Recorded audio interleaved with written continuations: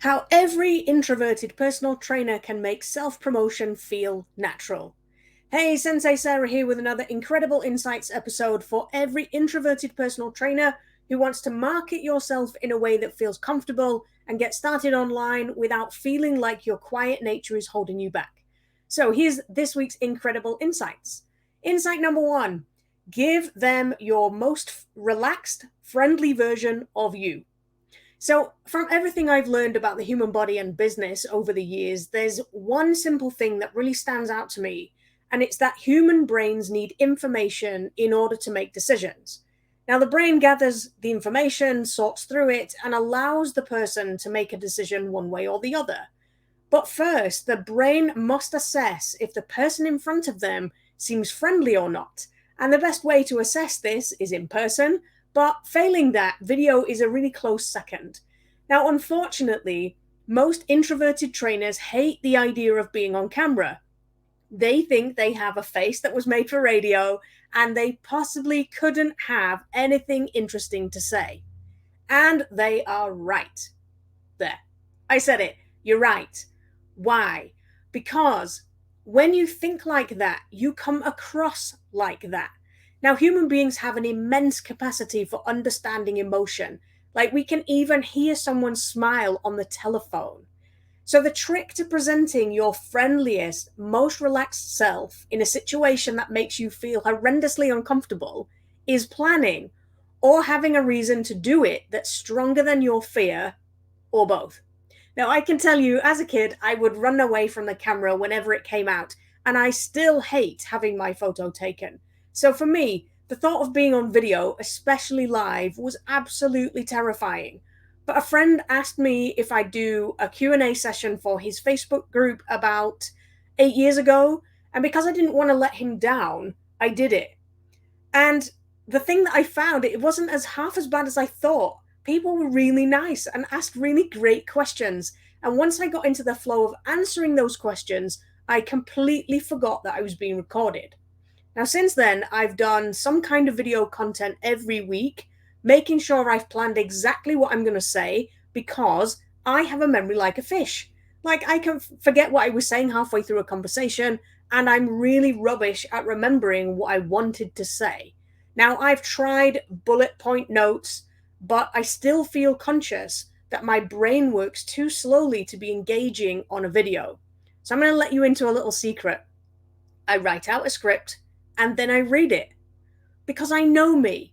I know that's how I feel most comfortable being on camera. So that's what I do. I'm definitely not one of those people who can just turn on the camera and start talking gold. You know, my friend Jim is really good at that, but I'm not, and that's okay because I'm not trying to be him.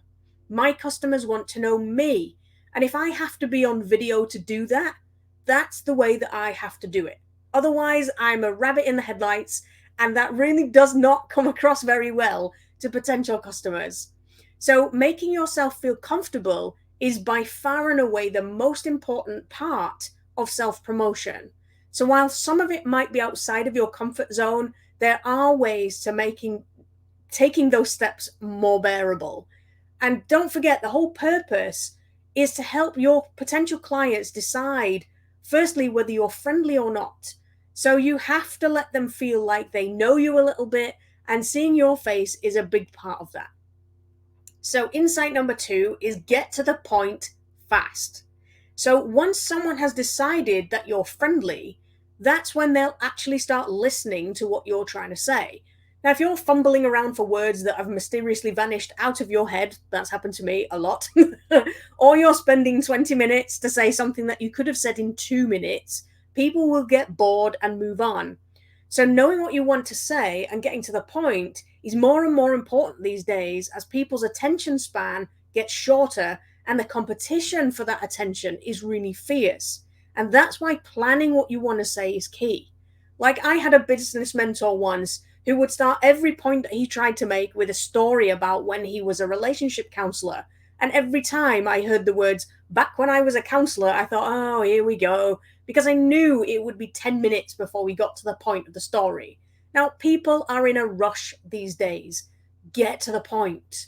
A huge mistake trainers make is that they try to teach everything they know to everyone all at once.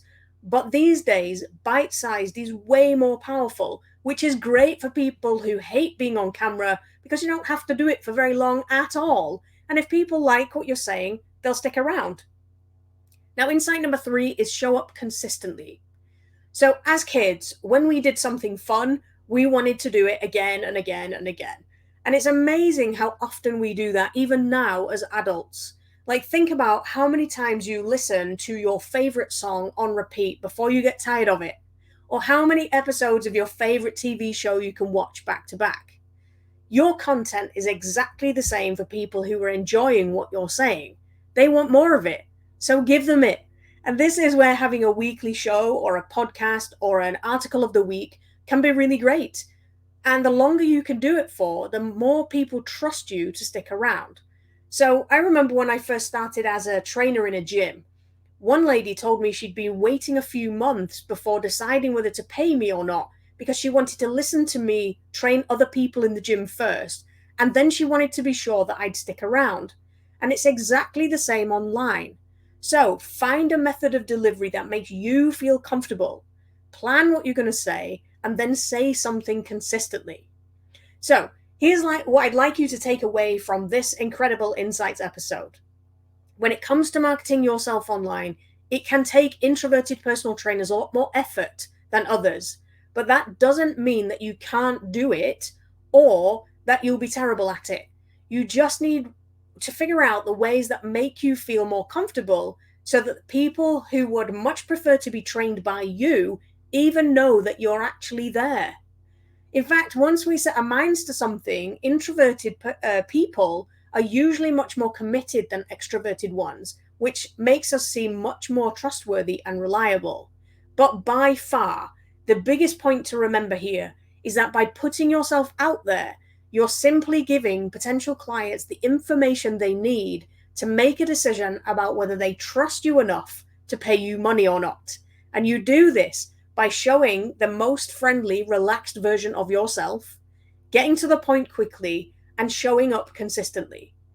So if you're one of those introverted personal trainers who's ready to take this to the next level, just click on the link in the description where you can grab my free video, 7 advantages introverted personal trainers have over extroverts and show-offs. It makes it really easy for you to market yourself in ways that feel comfortable without feeling like your quiet nature is holding you back. So I'm Sensei Sarah. Thanks for watching, and I'll see you on the next episode of Sensei Sarah's Incredible Insights.